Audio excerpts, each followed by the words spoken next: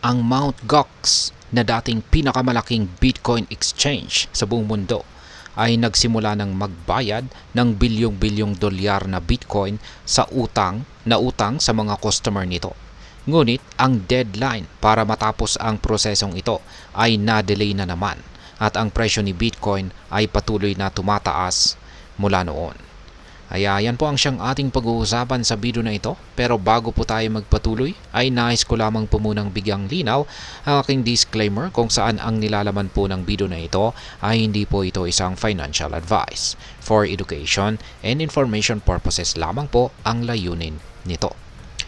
Nitong October 11, 2024 ay nag-announce po ang Mt. Gox Rehabilitation Team na ang deadline para sa repayments ay na-extend ng isang buong taon mula October 31 ngayong taon hanggang October 31, 2025. Ang extension na ito ay pinahintulutan ng korte dahil sa iba't ibang issue na lumitaw sa proseso ng pagbabayad. Ayon sa notice na ipinadala sa mga creditors, marami pa rin sa mga rehabilitation creditors ang hindi pa natatanggap ang kanilang repayments dahil hindi pa nila natatapos ang mga kinakailangang proseso para matanggap ang kanilang bayad. Ang note ay nagsabi rin na maraming rehabilitation creditors ang hindi pa natatanggap ang kanilang repayments dahil sa iba't ibang dahilan tulad ng mga issue na lumitaw sa proseso ng pagbabayad.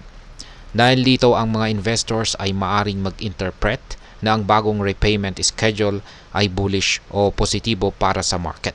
Ibig sabihin, ang mga Mt. Gox users na makakakuha ng malaking halaga ng Bitcoin ay hindi pa magbebenta at hindi pa sa ngayon. Kapag unang ipinamahagi ang mga coins, bumaba ang presyo ni Bitcoin dahil inaasahan ng mga traders na ang mga creditors ng Mt. Gox ay magka-cash in ng kanilang Bitcoin. Ngunit sa bagong extension, ang pressure na ito ay na-delay na siyang nagdudulot ng pagtaas ng presyo ni Bitcoin.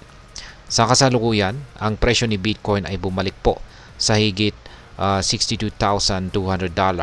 Tumaas po ito ng halos 3% sa nakalipas na 24 oras matapos bumaba sa ilalim ng presyong $59,000 noong Huwebes.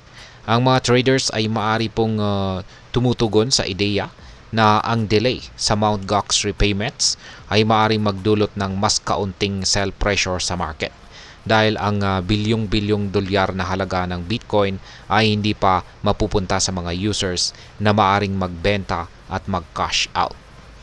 Ang mga crypto exchanges tulad ng Kraken, Bitstamp, Bitbank, SBI, VisiTrade at BitGo ang namamahala sa pamamahagi ng mga coins sa mga dating Mt. Gox clients.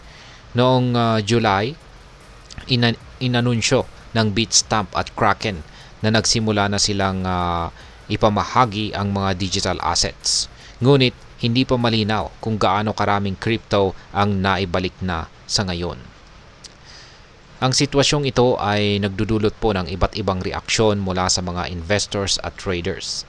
Ang ilan ay naniniwala na ang delay ay magbibigay ng oras para sa market na mag-stabilize at mag-adjust, habang ang iba naman ay nag-aalala na ang mga isyo sa pagbabayad ay maaaring magdulot ng mas matagal na uncertainty. Sa kabila ng mga ito, ang pagtaas ng presyo ni Bitcoin ay nagpapakita na ang market ay positibo ang pananaw sa kasalukuyang sitwasyon.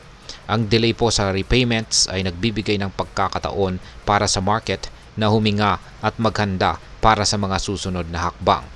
Sa huli, ang delay sa Mt. Gox repayments ay isang komplikadong isyo na may malalim na epekto sa market ng cryptocurrency. Ang mga investors at traders ay patuloy na nagmo-monitor sa mga developments na ito upang makagawa ng mga informed decisions. Ngayon ay ang masasabi ko naman po rito, base sa aking pananaw, ay ang delay na ito ay maaaring magdulot ng pansamantalang stability sa market ni Bitcoin. Ang mas kaunting sell pressure ay maaari pong magbigay ng pagkakataon para sa presyo ni Bitcoin na tumaas pa. Ngunit mahalaga pa rin na maging maingat at patuloy na mag-monitor sa mga susunod na developments upang makagawa ng tamang desisyon sa pag-invest. At ayan, hanggang dito na lamang po tayo sa video na ito mga ka-crypto. Sana po ay inyong nagustuhan ang aking paliwanag sa video na ito. Kung inyo po itong nagustuhan, pakiclick lamang po ang like button nito. Para naman po sa mga bago lamang dito, kayo po ay aking inaanyayahan para mag-subscribe. Pakiclick na rin po ang bell icon nito dahil ito po ang siya magsisilbing notification nito sa mga bago kong videos na akin pong ina-upload sa aking YouTube channel na ito. Marami pong salamat sa panonood, ingat po tayo lagi at God bless po sa ating lahat.